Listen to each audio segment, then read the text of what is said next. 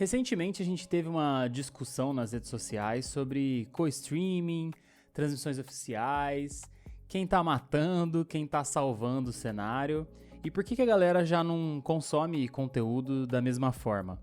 No meio dessa treta rolou esse tweet aqui do Andrew DiStefano, né? O mais conhecido nosso como Nerd da Lousa ou o Maluco da Lousa. Falando que o pessoal tá, na verdade, buscando uma sensação de companheirismo e pertencimento. E que hoje a melhor opção para isso é justamente os chats das co-streams. E aí isso me colocou para pensar. Você consegue lembrar o último evento de games e de esportes que fez você sair de casa de fato, do teu sofá aí, pagar um ingresso e ir lá presencialmente ver qual é que é? E se você lembra, se você for honesto com você mesmo e comigo, se você gostou de verdade, e o que mudou na tua vida desde então? Olha, se você demorou pra pensar, ou se você pensou em mais coisas negativas do que positivas, fica tranquilo que você não tá sozinho não. Mas pô, então qual seria a melhor forma de dar uma experiência dessa pro fã sem que ele esteja dentro de casa? Hoje nós vamos falar um pouco de como que, mesmo alguns eventos de esportes batendo recordes de números, esses eventos nunca foram tão desconectados do pessoal que paga ingresso para ir lá presencialmente. Eu acho que não dá para começar a falar de um assunto tão complicado sem usar uma expressão complicada, tipo paradoxo de escala ou gigantismo oco, algumas das expressões que eu vi aí durante essas discussões para definir o que a gente está vivendo nos esportes nesse momento. O paradoxo, ele vem do fato de que se a gente tá tendo shows imensos e insanos, como a gente viu na final de Honor of Kings na China recentemente, ou até mesmo na final do Worlds em 2024 em Londres, como pode então ter tanta gente desinteressada pelas transmissões oficiais ou gente que nem se esforça para estar num lugar desses? E o gigantismo oco, porque apesar de números estratosféricos, como 7 milhões de pessoas assistindo as finais de LoL, isso excluindo a China, claro, a gente ouviu várias pessoas criticarem a atmosfera desses shows.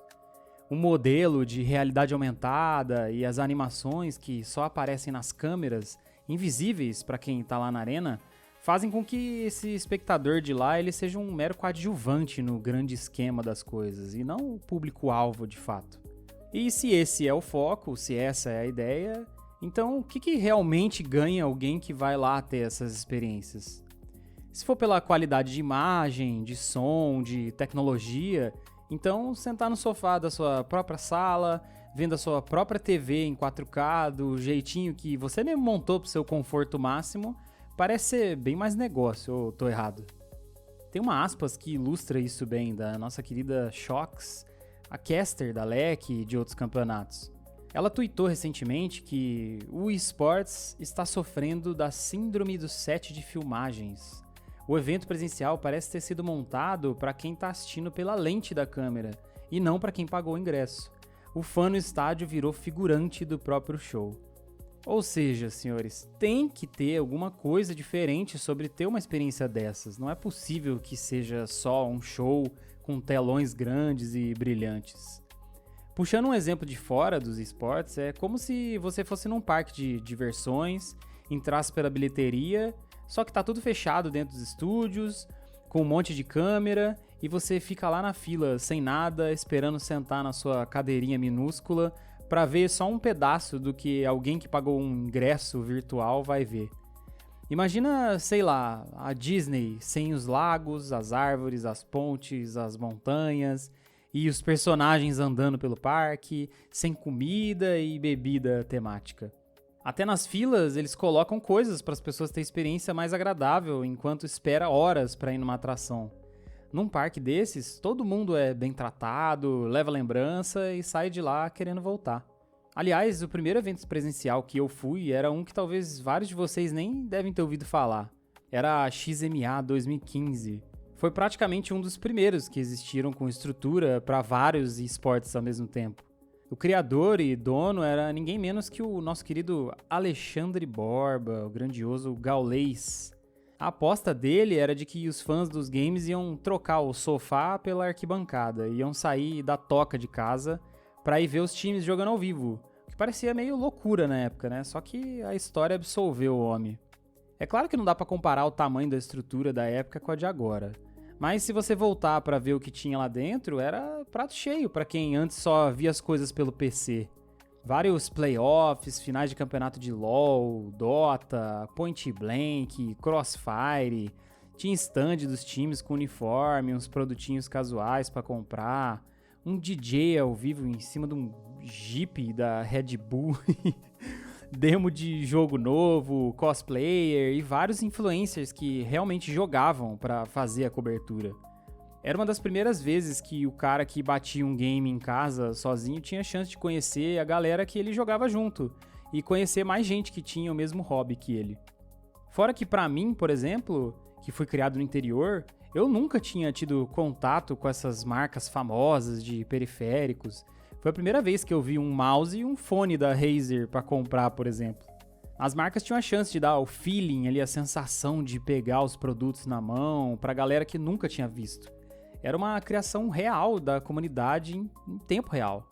E isso tudo aconteceu antes do Gaules passar por tudo que ele passou e virar o maior streamer do país, né? O homem já tinha o código desde aquela época e a gente só foi ficando mais longe desde então. Beleza, enquanto a gente começou a se desconectar completamente de quem vai ver os jogos presencialmente, tava rolando outra movimentação forte paralelamente. Assim como disse o nosso querido Nerd da Lousa, o fã que acompanhou desde o começo os ídolos surgirem, viu esses mesmos ídolos começando a aposentar, ficarem velhos para performar no mesmo nível e achando nas streams uma forma de continuar a participar do cenário. Alguns desses jogadores cresceram mais ainda a influência nas opiniões de quem assiste e começaram a querer falar sobre o que tinha vindo depois deles.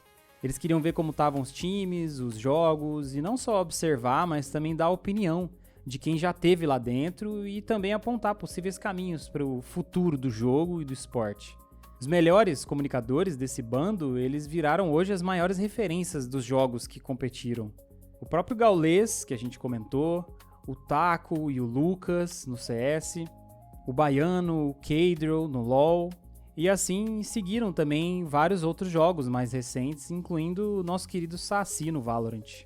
Eles deram não só um lastro, uma confiança pro espectador das opiniões deles, mas também parte da vivência deles, história, decepções, tristezas e alegrias das suas próprias épocas. Além disso, eles são agora a melhor companhia do fã que tá em casa. Pouca gente ainda sai para encontrar os amigos para ir ver um jogo de esportes presencialmente, seja nas casas um dos outros ou em algum barzinho ou evento. Para complicar ainda mais, rolou uma crise forte nos eventos mais clássicos de games que a gente tinha desde o início do hobby. A E3, o maior evento de games da história, onde todo tipo de empresa de jogo queria estar, morreu oficialmente em dezembro de 2023. Lá não tinha só jogos para você jogar, mas tinha novidade, lançamento, gente se encontrando e todo mundo ia com um ar de curiosidade para saber o que ia ter. Seja você fã de PlayStation, Xbox, Nintendo ou de PC.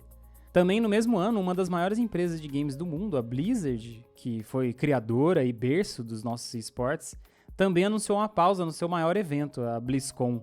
Eu tive a oportunidade de ir numa dessas em 2016, quando eu fui pro Mundial de Heroes of the Storm disputar lá com a Burning Rage, meu time que era meio sem org, e eu posso falar pra vocês que era absurdo de foda. Era um hub ali, um ponto de encontro de todos os fãs de todos os jogos deles e tinha uma vibe muito de comunidade, assim, que eu nunca tinha visto.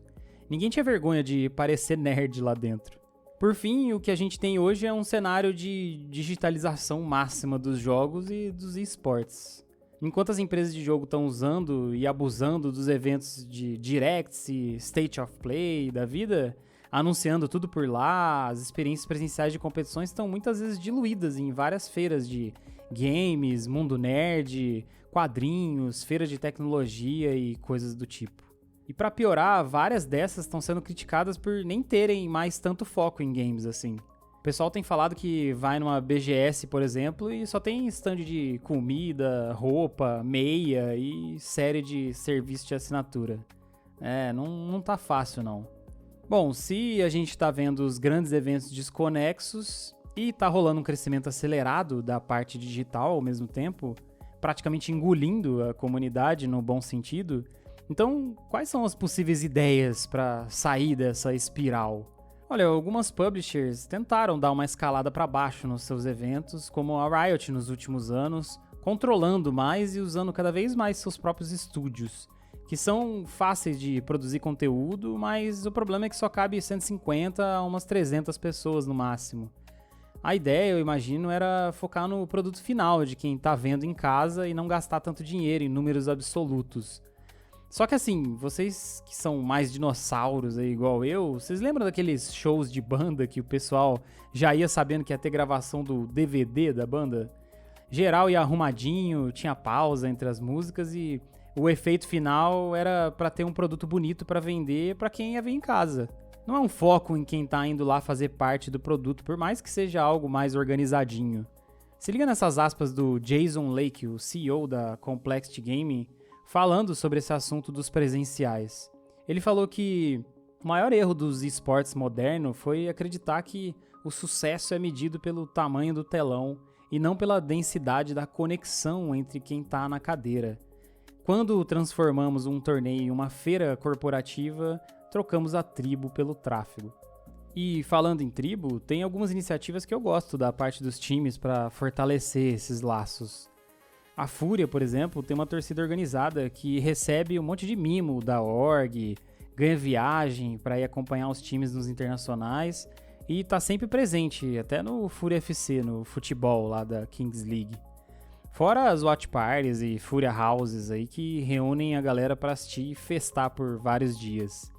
E a PEN, apesar do momento difícil, conturbado que tá vivendo agora, já montou o office atual deles com uma área reservada especificamente para receber torcida lá dentro. Só que eu ainda sinto que falta a gente lembrar porque realmente os presenciais foram criados. Lá atrás, quando a gente pediu pro fã de jogo sair do sofá e vir pra arquibancada, o que tava em jogo era o que a pessoa ia encontrar e sentir do momento que ela chega, que ela vista a arena, o estádio, a feira, que seja. O que ela vai comer, com quem ela vai encontrar, como que ela vai lembrar daquele dia pra sempre. Isso tudo sem nem incluir o jogo em si. Eu tive a oportunidade de estar num ginásio da NBA durante a temporada regular deles e, cara, dá vontade de sair de lá com a camisa do time que você nem torce, porque parece que a cidade toda tá ali reunida, empurrando o time e tem coisas dos jogadores espalhadas por várias lojas, quiosques, até em restaurante em volta ali. Dá vontade de guardar até o ingresso de lembrança.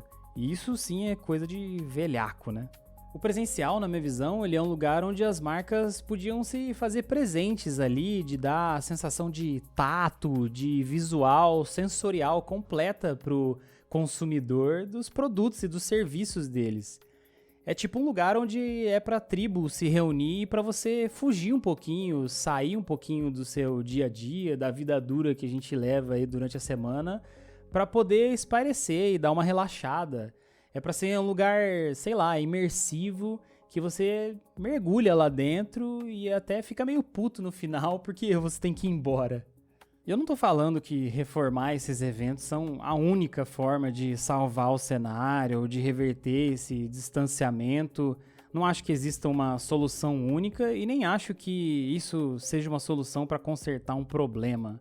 Mas eu acho que é uma ferramenta absurda de conversão da galera que tá sentindo falta de alguma coisa assim. E eu acho que até de quem não acompanha os jogos faz tempo. Só dando um exemplo pessoal meu, quando eu era uma mera criança lá em 1870, eu adorava jogar Street Fighter, King of Fighters e outros jogos de luta. Daí eu passei anos sem nem tocar em nenhum jogo assim, até eu começar a assistir as famosas EVOs. Como eu sou um competidor nato, ver um teatro inteiro lotado, gritando e quase indo abaixo por causa da comunidade apaixonada deles, né, a FGC, me fez ter um objetivo de ir numa dessas aí, pelo menos uma vez na vida. Pô, então o que nos sobra então para esses 2026? Olha, a gente teve sim alguns exemplos promissores de que tem gente que entende de comunidade e conexão. No LoL, nos últimos tempos, a gente teve alguns cebolões presenciais, levando não só os jogos pro presencial, mas também parte das piadas e memes do chat e também fomentando de volta alguns nomes que estavam sumidos. Também rolou o Kings Lendas e o CBLOL, que apesar de não serem ali 100% presenciais, com certeza pavimentaram para que um possível evento maior encaixe logo. Todo o trabalho da galera para criar nomes especiais para os times, uniformes com referência, narrativa e até ajudando a dar força para jovens promessas jogarem no profissional também, como foi o caso recente do Momoshi. O rapaz surgiu lá no Academy, teve um comecinho de carreira meio duro e depois de jogar a final do Kingsland ele voltou a ser assunto e ganhou uma chance de mostrar o potencial dele novamente aí. Agora tá lá, mandando muito bem no fluxo no CBLOL. E essa pitada de criatividade pode ser uma das coisas mais importantes pra gente ter interesse de volta do público que tá cansado das mesmices. Só que assim, não dá pra depender só das mesmas pessoas que fazem as co-streams irem lá e dar o exemplo, né? O Baiano e o Galê já estão trabalhando demais já. Tirando esses, a gente teve alguns anúncios interessantes também pros próximos anos. Além da volta da IEM pro Rio de Janeiro recentemente, a Riot prometeu a volta das grandes finais com o público presente no LoL, algo que fez bastante falta em 2025 e deixou o pessoal meio puto. No final do ano, a BlizzCon anunciou a volta do evento para a Califórnia e a EVO, que eu comentei, o Campeonato de Jogos de Luta, confirmou que vai expandir para vários países na América Latina, incluindo o Brasil, em 2027. Obviamente, nada disso importa se essa galera não fizer certo, né, com o fã em primeiro lugar. Aí você fala, pô, maestrão, mas a gente tá sendo dominado pela IA, então todo mundo só vai ficar no digital. Não, porra, é justamente por isso que eu acho que a experiência presencial vai ganhar cada vez mais força. Não tem nada igual. E pra fechar no alto, um dos maiores sacos de pancada dos brasileiros nos últimos tempos de esportes, o nosso querido Léo Faria, o diretor global de Valorant Esports, ele deu um sopro de esperança pra gente e soltou essa daqui. Grandes eventos de esportes, como um Masters ou um Champions, são incrivelmente caros de produzir e quase nunca se pagam apenas com a venda de ingressos e produtos no local. O objetivo não é lucro direto do evento, mas sim criar um momento cultural que engaje a comunidade e valorize a marca a longo prazo. É isso aí, Leozão. Tá na hora da gente mostrar que sabe cuidar da galera que faz o negócio acontecer de verdade. Tamo junto, tamo junto. Cara, eu tava pensando se não cabia um conteúdo de fazer uns reviews de eventos e dando nota e passando uns highlights, informando a galera pra saber se vale a pena mesmo sair de casa. E dava pra fazer de vários tipos de jogos. E pro fã de LoL, eu acho que também tá faltando um pouco do que ter só uma opção de ver uma final por ano presencialmente, né? Imagina se a gente tivesse pegado essa final do Américas agora, que explodiu em audiência e engajamento, e tivesse colocado isso num showzão legal, num lugar maior, com mais tempo pro pessoal se organizar, fazer o watch party, dar uma festança, fazer um negócio temático aí do Américas. Eu tenho certeza que a galera ia curtir pra caramba. Aliás, se eu não falei de algum evento que foi memorável pra vocês, comenta aí pra espalhar a palavra de alguns bons lugares pra gente ir que o povo agradece. E nesse processo já larga um like aí, se de alguma forma esse vídeo te deixou mais feliz, mais puto ou mais sábio de alguma forma, já se inscreve no canal que logo logo a gente tá de volta. Valeu mesmo, molecada. Fui!